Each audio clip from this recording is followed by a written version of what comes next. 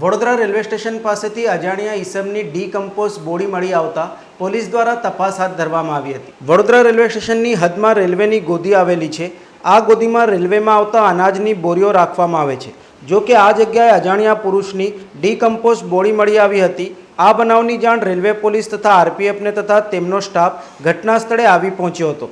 આ બનાવ સંદર્ભે આજુબાજુમાં રહેતા વ્યક્તિઓને પૂછપરછ કરાતા સવારના સમયે આ સ્થળે બોડી પડેલી નજરે પડી હતી।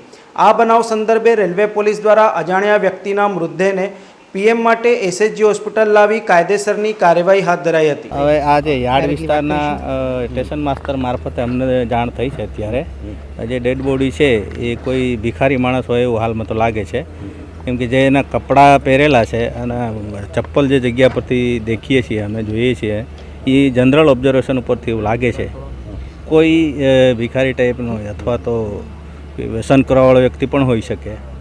આ ઝાડી છે, ઝાડીની અંદર રાત્રે આવીને ઊંઘી ગયો હોય, કમસે કમ ડેડ બોડી 15-20 દિવસની આજુબાજુની લાગે છે। પેનલથી અમે પીએમ અને એફએસએલના અભિપ્રાય બાદ આગળની કાર્યવાહી કરશું। હાલમાં અમે એડી દાખલ કરી અને આગળની કાર્યવાહી કરવાની તજવીજ ચાલુ છે। આ જે ટ્રેક છે એ માલગાડીનો ટ્રેક છે।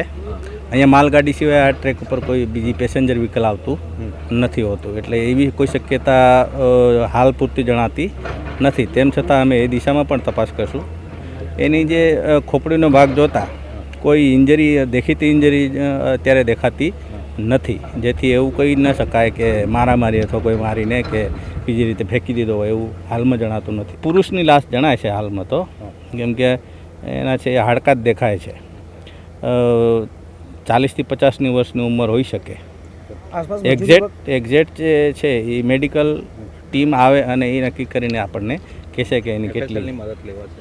એફએસએલ છે, પેનલ ડૉક્ટર છે અને નિષ્ણાતોની મદદ લઈ અને પછી અમે આગળની કાર્યવાહી કરીશું। આસપાસ મજૂરી કામ કરતા વ્યક્તિ અહીંયા મજૂરી જે એના પર અમને ડાઉટ છે, એમાંથી કોઈ વ્યક્તિ ગુમ થયેલ છે કેમ, કોઈ મહેમાન આવેલો હોય તો એ દિશામાં પણ તપાસ કરશું।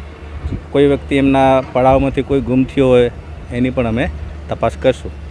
સમાચારોના સતત અપડેટ મેળવવા માટે લોકમત ન્યૂઝને યુટ્યુબ ઉપર સબસ્ક્રાઇબ કરો, બેલ આઇકોન દબાવો અને અમારી સાથે જોડાયેલ રહો ફેસબુક, ઇન્સ્ટાગ્રામ અને ટ્વિટર ઉપર।